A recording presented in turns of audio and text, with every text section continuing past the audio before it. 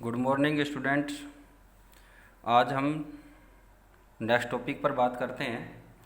तो जो अपना लास्ट टॉपिक था वो पैकिंग एफिशिएंसी पर चल रहा था। तो पैकिंग एफिशिएंसी में जो लास्ट वीडियो में अपन ने पढ़ा था, तो उसमें जो अपने पैकिंग एफिशिएंसी एससीपी और सीसीपी स्ट्रक्चर की कैलकुलेट की थी, जो 74% आई थी। तो today we discuss packing efficiency in BCC structure। Packing efficiency in BCC structure. अब देखो BCC स्ट्रक्चर्स में क्या होता है कि जो अपन ने एक स्ट्रक्चर बनाई थी, लास्ट अपन ने इसकी डेफिनेशन वगैरह पढ़ी थी, तो उसमें अपन ने बताया था कि इसमें क्या है कि जो क्रिस्टल्स थे वो 8 कॉर्नर पर प्रेजेंट थे, लेकिन 1 क्रिस्टल कहाँ है, इसके सेंटर पर है। ठीक है, तो इसमें अब अपन किस तरह से इसको कैलकुलेट करेंगे, तो इसके लिए क्या है कि अपन इसकी स्ट्रक्चर बनाते हैं कैलकुलेट करने के लिए। तो स्ट्रक्चर अपन को क्यूब बनानी है। इस तरह से आप इसको क्यूब को यहाँ पर ड्रॉ कर लेंगे। ये एक क्यूबिक स्ट्रक्चर यहाँ पर ड्रॉ हो जाएगी। ठीक है, अब इसमें क्या है कि इसमें भी 3 क्रिस्टल्स हैं। अब इसमें क्या है कि आप इस तरह से यहाँ से और ये एक सीधा इसमें डिवाइड करेंगे इसको। तो इसमें क्या है कि अब देखो यहाँ पर क्या है कि जो स्पैरीज है, 3 स्पैरीज रहेंगे, 3 स्पैरीज हैं, तो वो इस तरह से है। एक इस कॉर्नर का आ जाएगा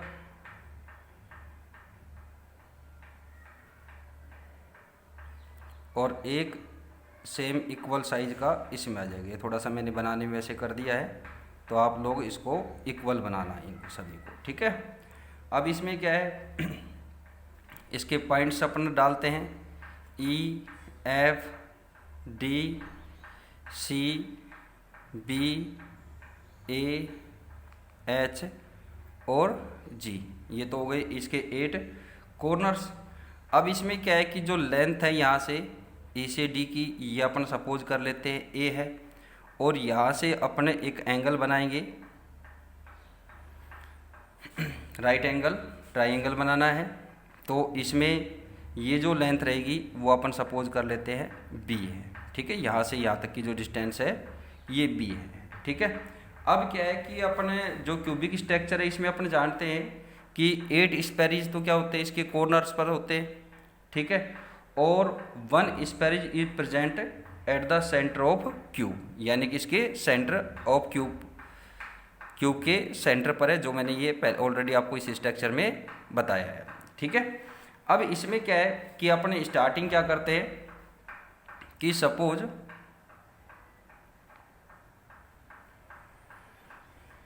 लेंथ ऑफ एन एज क्या है वो ए, और रेडियस ऑफ स्पैरीज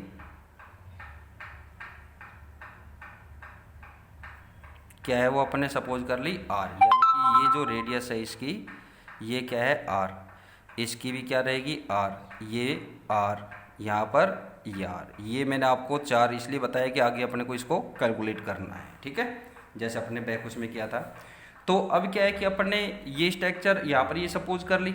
तो अब इससे क्या है कि number of स्पैरीज per unit cell वो कैलकुलेट करेंगे। भाई अपन ये बताएंगे यहाँ पर कि we know that 8 spheres are present at corner of cube.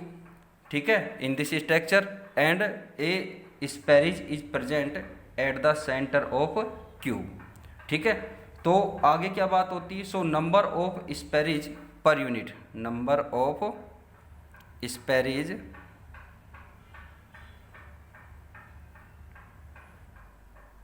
Per unit cell. तो वो अपने फॉर्मूला पीछे पड़ा हुआ है 8 इंटू भाई कॉर्नर से इनका ये आएगा और प्लस क्या है, एक सेंटर में है तो इसको सोल्व करेंगे तो क्या आ जाएगा, 1 + 1 = 2, यानी कि 2 स्पेरीज है। ठीक है। अब इसमें आगे जो बात होती है कि अब अपन बात करते हैं ट्राइंगल से। ट्राइंगल कौन सा, EFD, EF और D, ये ट्राइंगल लेते हैं। ठीक है, फ्रॉम राइट एंगल ट्राइंगल,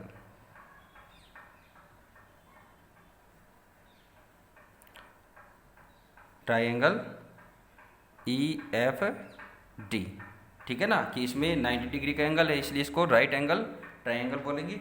तो इसमें क्या होगा कि FD² = ED² + EF² आ जाएगा। अब इनकी जो वैल्यू है, अब देखो FD यानी कि ये तो किसके इक्वल है, B², और ये इसकी लेंथ और विड्थ और हाइट क्या होती है, क्यूब में इक्वल होती है। तो वो क्या आपने सपोज की है, A, तो क्या हो जाएगा A² + A², तो B² = क्या हो जाएगा, 2A², 2A² हो गया। अब इसमें क्या है कि स्क्वायर हटाएंगे यानी कि B = क्या हो जाएगा, √2A। ठीक है, ये तो इससे आ गया। अब नेक्स्ट अपन बात करें इस पे, तो नेक्स्ट क्या होगा कि सिमिलरली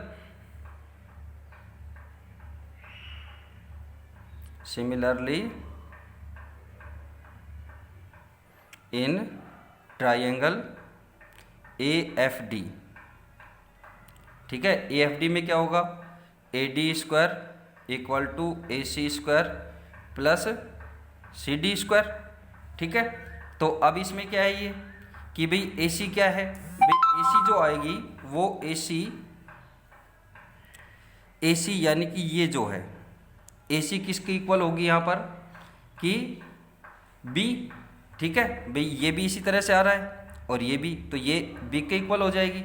और B की वैल्यू क्या है, यहाँ अपन ने कैलकुलेट की है, B = क्या आता है, 2√2A। तो ये क्या हो जाएगा कि AD²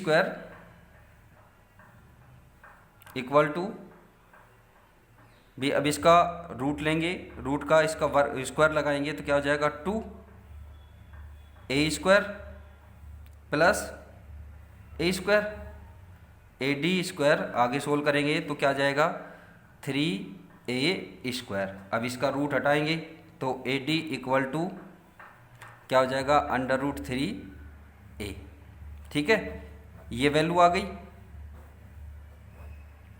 अब आगे क्या होता है, but figure so that, figure में अपन जो ये डायग्राम बनाया हुआ है इसमें क्या होता है कि जो AD है यानी कि AD, जो AD है वो क्या है कि इन सब के यहाँ से R, ये R, ये R, ये R, यानी कि यहाँ पर भी 3 आ जाएंगे।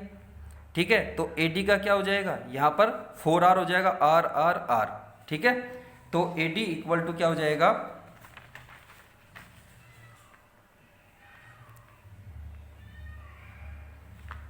AD = 4R। ठीक है, अब 4R आ गया। अब नेक्स्ट क्या होगा कि AD = अपन ने अभी इसमें पीछे निकाला है, अपन ने ये वैल्यू निकाली, AD = क्या है, √3.A। तो इसकी वैल्यू यहाँ पर AD की जगह पुट कर देते हैं, तो √3.A = 4R। अब इससे अपन A की वैल्यू निकाल लेंगे तो A = क्या हो जाएगा, 4/√3R। ठीक है, अब ये आ गई इससे A की वैल्यू यहाँ पर। अब क्या करते हैं अपन कि total volume of unit cell की निकालेंगे, यानी कि उसका डेंसिटी निकालेंगे। तो डेंसिटी में वॉल्यूम निकालेंगे, तो वॉल्यूम कैसे आएगा, वॉल्यूम का अपने क्यूबिक होता है। तो यहाँ पर अपन लिखते हैं total volume of unit cell equal to क्या हो जाएगा, A³ वॉल्यूम के लिए क्या हो जाएगा इसका वैल्यू 4r अपॉन √3 का क्यूब।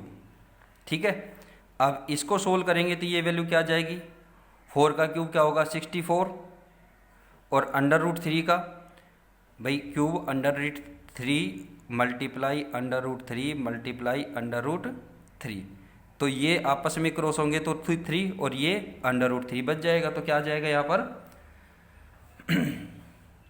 3 √3, और यहाँ पर r पर क्या आ जाएगा, ये क्यूब रहेगा। ठीक है, इसको सोल्व किया तो अपने पास ये आ जाएगा। ठीक, नेक्स्ट अपन करते हैं वॉल्यूम ऑफ वन स्पेरीज। जैसे अपने लास्ट उसमें किया था वैसे ही इसमें करना है, volume of one स्पेरीज।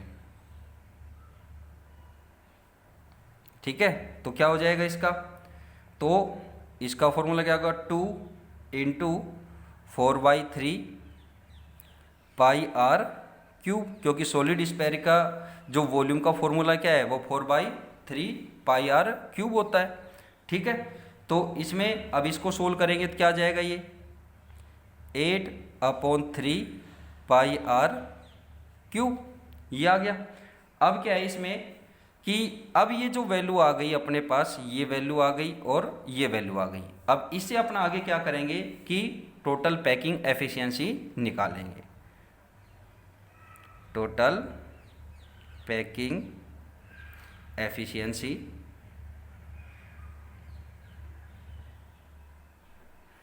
Equal to क्या हो जाएगा, टोटल वॉल्यूम, जो लास्ट में अपने फॉर्मूला लगाया तो वही हो जाएगा, टोटल वॉल्यूम ऑफ 2 स्फेरीज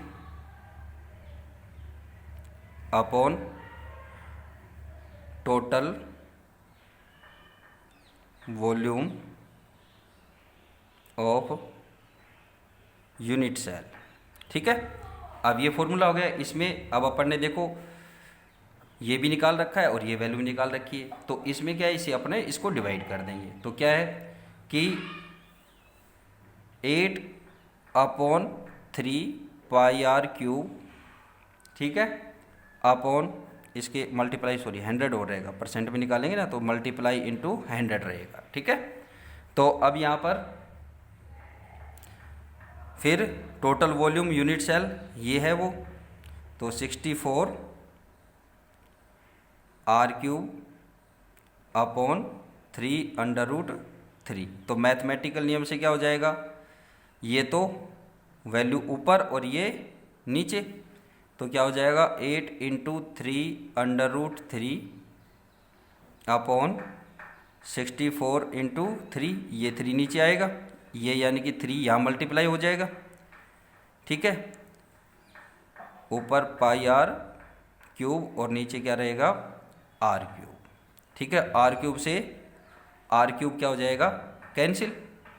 अब आगे क्या कैंसिल होगा इसमें, 3 से 3, 8 1 जा 8 और 8 8 जा 64, ये क्रॉस हो गया। क्रॉस होने पर अपने पास क्या बचा, अब यहाँ पर क्या बैलेंस रहेगा, यहाँ तो √3 पाई, ठीक है, और नीचे क्या बचेगा 8। ठीक है, अब अपने पास सॉरी इसका मल्टीप्लाई 100 और है, ये मैंने लिखा नहीं। ठीक है, अब इसको आगे सोल्व करेंगे, तो आगे सोल्व करने के लिए क्या है, इसकी वैल्यू और पाई की वैल्यू यहाँ पर पुट कर देते हैं। तो √3 की वैल्यू क्या होती है 1.732 और पाई की वैल्यू क्या होती है 3.142। ठीक है, या अपन 22/7 भी रख सकते हैं पाई की वैल्यू। ठीक है, पाई की वैल्यू ये भी रख सकते हो आप। अब इसमें अपॉन 8 × 100। अब इसको जब आप सोल्व करोगे तो ये वैल्यू आएगी 68%, यानी कि जो अपने पैकिंग एफिशिएंसी है किसकी, BCC की, वो क्या आती है 68% आएगी। ठीक है, अब नेक्स्ट जो अपना टॉपिक आएगा वो आएगा packing efficiency of simple cubic lattice, तो वो अपने नेक्स्ट वीडियो में स्टडी करेंगे। Thank you.